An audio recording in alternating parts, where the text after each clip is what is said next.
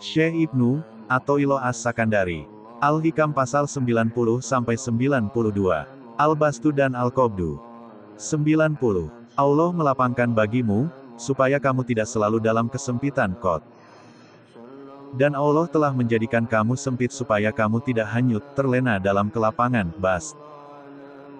Dan Allah melepaskan kamu dari keduanya, supaya kamu tidak tergantung kepada sesuatu selain Allah. Syarah. Arti hikmah ini, Allah selalu membuat macam-macam keadaan hatimu, supaya kamu selalu sadar dan fana, yakni, tidak melihat keadaanmu itu. Jadi qabdu, kesempitan itu untuk ahli bidayah.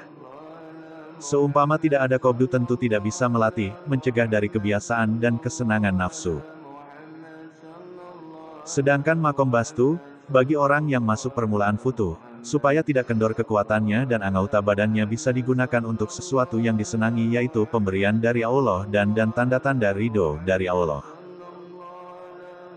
Sedangkan makom itidal, itu bagi orang yang berada pada akhir suluknya, supaya keadaannya bisa tetap tidak berubah, dan bersih amalnya, dan selalu di sisi Allah, tanpa ada ilat. Allah merubah-rubah keadaan dari sedih ke gembira, dari sakit ke sehat. Dari miskin ke kaya, dari gelap ke terang dan seterusnya, supaya mengerti bahwa kita tidak bisa lepas dari hukum dan ketentuannya. Dan supaya kita selalu berdiri di atas landasan la haula wala quwata illa billah. Firman Allah. Supaya kamu tidak sedih, menyesal, terhadap apa yang terlepas dari tanganmu. Dan tidak gembira atas apa yang diberikan kepadamu. 91.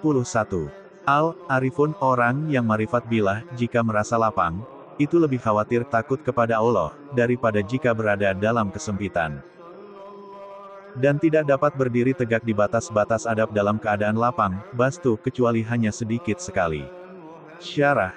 Dalam kitab, Latoiful Minan, Syekh Ibnu Athaillah berkata, keadaan bastu itu menggelincirkan kaki para lelakinya Allah, orang solih. Jadi keadaan bastu menjadikan sebab para arifin menambah kehati-hatiannya, dan kembali pada Allah. Sedangkan keadaan qabdu itu lebih dekat dengan keselamatan, karena itu sudah menjadi kedudukan hamba. Karena hamba selalu dalam genggaman dan kekuasaan Allah. Abu Bakar As-Shodiq berkata, kami diuji dengan kesukaran, maka kami kuat bertahan dan sabar. Tetapi ketika kami diuji dengan kesenangan kelapangan, hampir tidak tahan sabar. Syekh Yusuf bin Husain Ar-Razi menulis surat kepada Al-Junaidi, semoga Allah tidak memberimu rasa kelezatan hawa nafsumu, jika engkau merasakan kelezatan, maka tidak akan merasakan kebaikan untuk selamanya. 92. Di dalam keadaan lapang, bastu, hawa nafsu dapat mengambil bagiannya karena gembira. Sedang dalam keadaan sempit qabdu, tidak ada bagian sama sekali untuk hawa nafsu. Syarah. Hikmah ini menjelaskan hikmah sebelumnya tentang sulitnya menjaga adab, tata krama kepada Allah dikala keadaan bastu.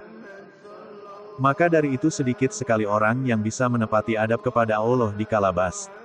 Karena itu manusia lebih aman dalam kesempitan, karena hawa nafsu tidak dapat berdaya dan tidak dapat bagiannya. Syekh Abul Hasan As-Sayyad Zilira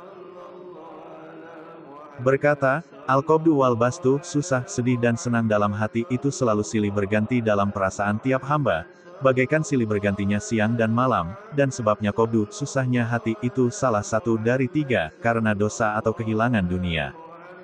Atau dihina orang. Maka jika seseorang merasa berdosa maka segeralah bertaubat.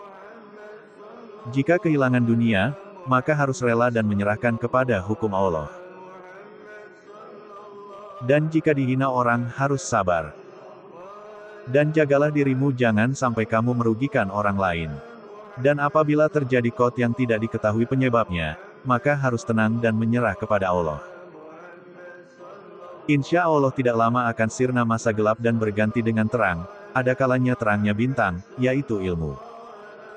Atau sinar bulan yaitu tauhid. Atau matahari yaitu marifat. Tetapi jika tidak tenang di masa gelap qot, mungkin akan terjerumus ke dalam kebinasaan. Adapun masalah bastu, riang, senangnya hati. Maka sebabnya adalah satu dari tiga ini, karena bertambahnya kelakuan ibadah, taat dan bertambahnya marifat atau bertambahnya kekayaan atau kehormatan dan yang ketiga karena pujian dan sanjungan orang kepadanya.